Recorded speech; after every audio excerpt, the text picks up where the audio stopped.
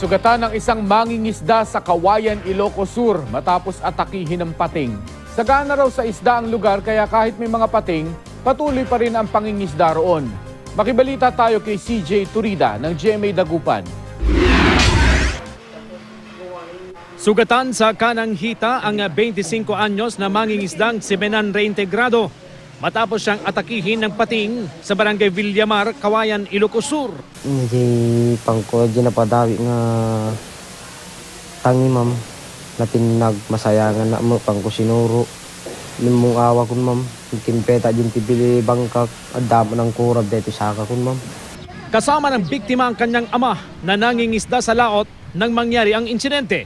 Tang nakagaanak ko, kinagaanak ko na so nga inilsto mong salpa, ako intaray nga sige dati bangkag. Halos 4 na metro raw ang haba ng pating.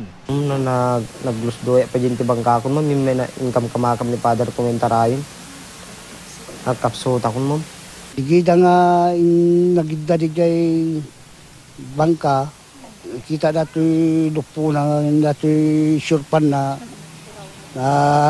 dardara mo ito na nalasang-lasang mo na di surpanan.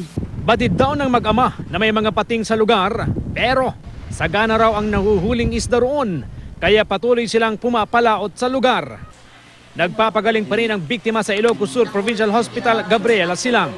CJ Torida, Nagbabalita, Pilipinas.